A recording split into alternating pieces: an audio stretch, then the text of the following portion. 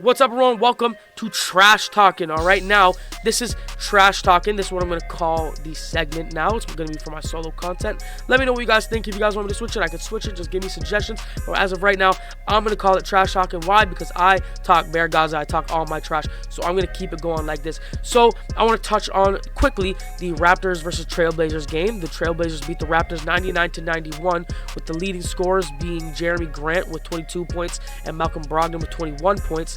I also want to touch on DeAndre Ayton, or Dominatin', how he's calling himself now, at 23 rebounds on us. Yeah, we got completely murked on the boards today. But on to the Raptors. Scotty Barnes, of course, doing Scotty Barnes things. He had 20 and 12 today. Put in 2 assists. Over the 4 games that we've played this season, we are now 1-3. And Scotty Barnes is averaging 20 plus, 6 plus, 8 plus, as well as 3 blocks. So he's a good player.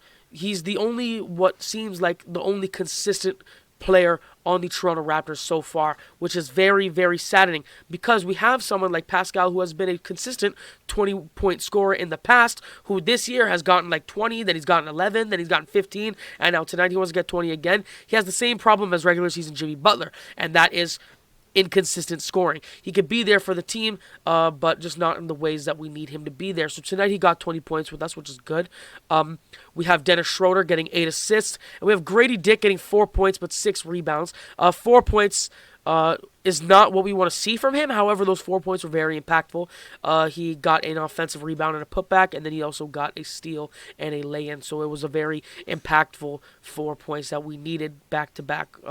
He also got those 6 rebounds. Like I said, he's improving in that area. Not the greatest passer, however, catch-and-shoot player. He's performing well from 3, and I like that Darko's trusting him. But speaking about Darko, he is a great coach, and I love Darko on this team. However, he still has a lot to learn. You know, he had the regular season, he had the summer league, but this is his first actual regular season as a head coach, I'm pretty sure, as well as, you know, the head coach of the Raptors. He hasn't really had any of the Raptors players here before. He's worked with guys such as Desmond Bane back in Memphis, but there's a lot of work to be done here. I was hoping that we would develop more of a Euroball style of play. And that might just be me because, you know, Darko is a European coach, and I figured that he, since coming, you know, doing work in Europe, I felt as if he would bring some of that play style over to us, you know, like we saw Serbia versus Canada.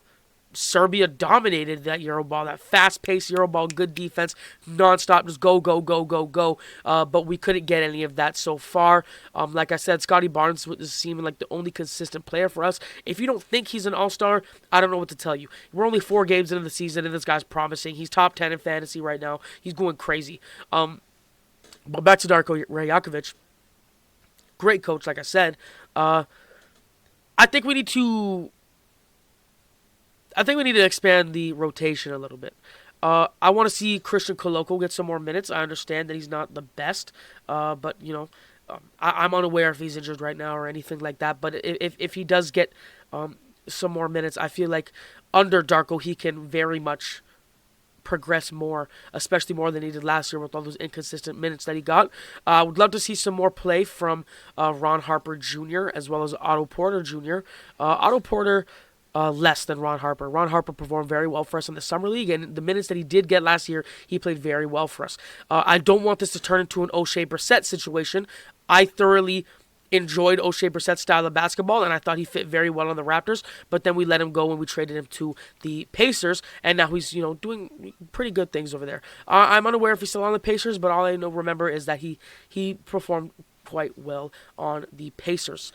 Even Javon Freeman and Liberty, all these guys that we saw in the Summer League play very well, aren't getting any minutes. Marquise Noel being another guy. I'm aware that he's on a 2-way contract with the G League as well, so, you know, he might not be able to play as many games, just like Delano Banton. However, I think he's a good player, and we drafted him, we've picked him up after the draft ended for a very good reason. That being, you know, a Muggsy Bogues type guy, a very small guy who can play like Isaiah Thomas at times, who can have great assist numbers, great percentage from three. The only problem is he's a very short player in a very tall league, so it's going to be very difficult for him. However, we've seen him do very good things in the summer league, and I feel like he could continue to do those things for us. So I feel like as an organization, we need to really get our crap together, and we need to get going in practices, because right now we are not up to par. We're not doing good. All right, we can't lose to the Trailblazers.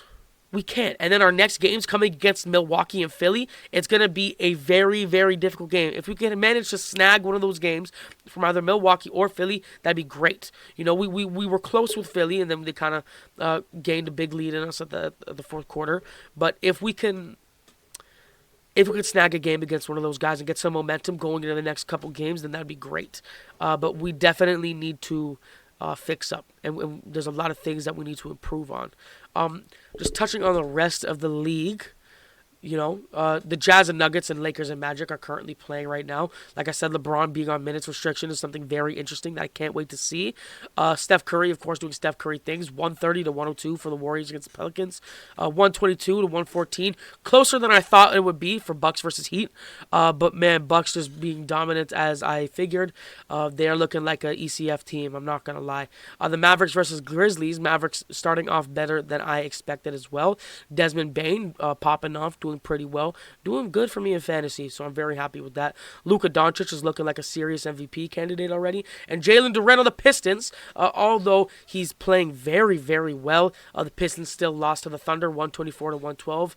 Shai Gilgeous-Alexander, new Skims model, by the way, leading the OKC to another victory. However, that has just been a quick little update on Trash Talking, all right? Let me know if you guys like this segment. Let me know what you want me to talk about. I don't just got to talk about basketball in here. I'm going to talk about music. I'm going to do gameplays. I'm going to play 2K24 when I get it. I'm going to play some FIFA. I'm going to play some Madden.